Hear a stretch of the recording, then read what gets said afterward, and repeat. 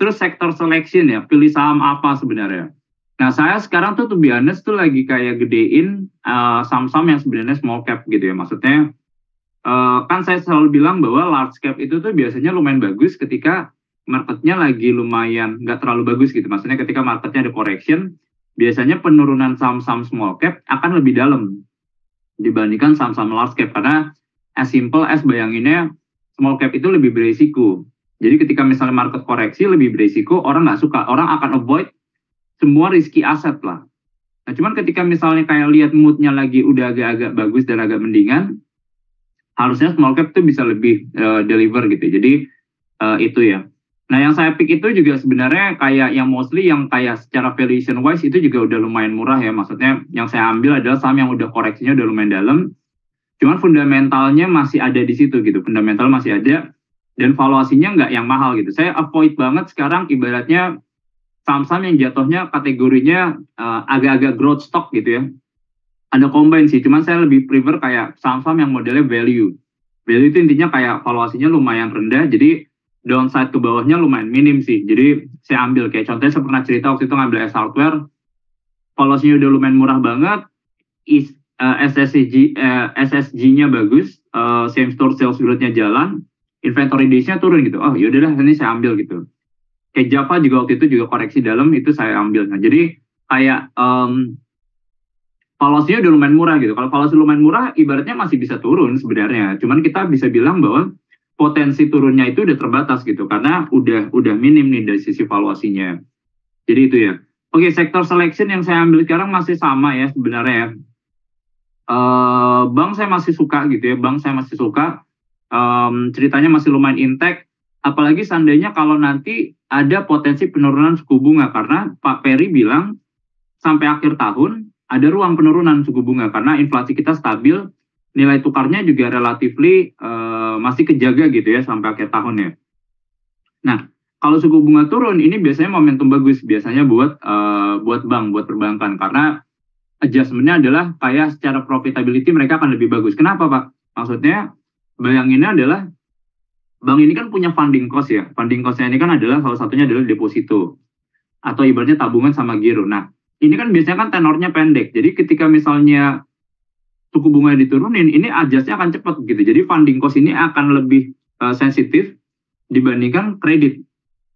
Nah, jadi ini funding cost turun, translasinya pasti ibaratnya akan ada kenaikan dari sisi net interest margin-nya. Jadi bank menurut kita masih intact ya. Kita suka bisnisnya jalan sekarang, secara struktural juga efisiensinya lumayan kelihatan, cost to income ratio-nya lumayan turun, permodalannya juga lumayan bagus, liquidity-nya ada, growth oke lah, 8% growth dari sisi lending menurut kita masih reasonable sih, jadi bank kita masih oke. Telco saya masih saranin ya, saya lumayan gede di Telkom ya, ini saya disclose aja ya. Disclaimer-nya on ya teman-teman ya, saya nggak jaminan bahwa apa yang saya pegang itu selalu betul gitu, bahwa cuman ngasih tahu juga bahwa kalau si Telkom ini, saya sebenarnya masih sama sih. Saya suka kayak dari sisi policy structure-nya mereka. Saya suka diversifikasi growth-nya mereka gitu ya. Maksudnya kan mereka, bahkan sekarang tuh ada yang satelit gitu ya. Data center-nya juga ada growth-nya. IndiHome-nya jalan sama nanti fixed mobile convergence yang menurut kita harusnya di Juli atau di Agustus. Ini bisa jadi salah satu game changer juga sih buat company-nya, buat monetize mereka punya bisnis gitu. Jadi, oke lah menurut kita. Harga juga belum naik banyak gitu ya, valuation wise juga masih lumayan murah. Jadi nggak lumayan murah sih sebenarnya, lumayan oke lah menurut kita. Jadi Telkom saya masih lumayan suka sih. Kompetisi di sektor telco juga masih manageable. Nah, jadi Telkom sebenarnya lebih topik. Nah, Excel-nya gimana Pak Excel-nya? Saya kan waktu itu sering rekomendasi Excel gitu karena dia paling murah. Nah, cuman agak hati-hatinya sebenarnya si Excel ini saya sih masih ada ya. Saya masih suka juga sebenarnya company karena dia yang paling murah sebenarnya. Nah, jadi si Excel ini sebenarnya yang jadi concern adalah ketika nanti implementasi FMC-nya si Telkom, menurut kita tuh Telkom dan ISAT lebih punya kemampuan monetize gitu, karena subscriber base mereka itu yang lumayan gede. Jadi mereka nge-convertnya tuh jadi lumayan lebih enak lah. Nah ini saya bilang, ini agak sedikit losing advantage nih kalau di Excel gitu ya, karena total subscriber base-nya kan lebih kecil. Cuman saya selalu believe bahwa company-nya ini bagus gitu ya. Maksudnya company-nya bagus, udah kelihatan dari mereka punya quality ya. Maksudnya download speed bagus, video experience bagus.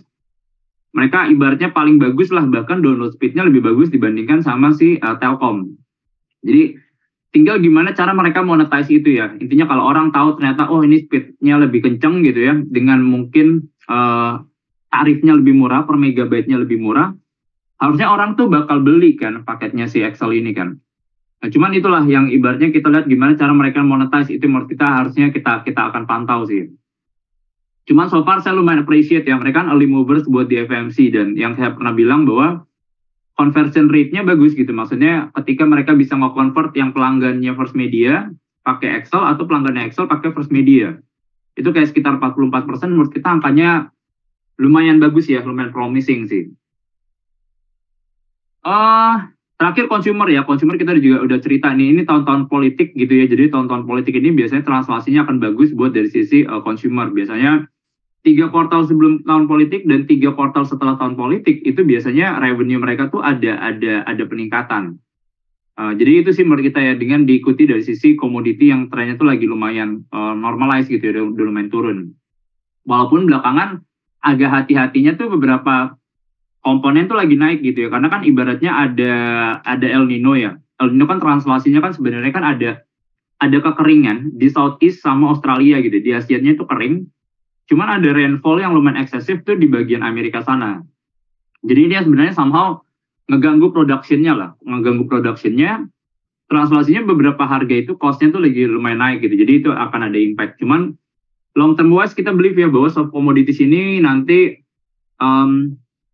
nggak akan separah tahun lalu gitu ya, maksudnya kayak kenaikannya, karena kan tahun lalu itu kan disruption dari sisi commodities kerasa banget ya, ketika tension ya. Sekarang tuh udah agak normalize, kayaknya menurut kita akan support dari sisi mereka punya gross margin level gitu. Jadi saya sih itu yang lihatnya. Oke,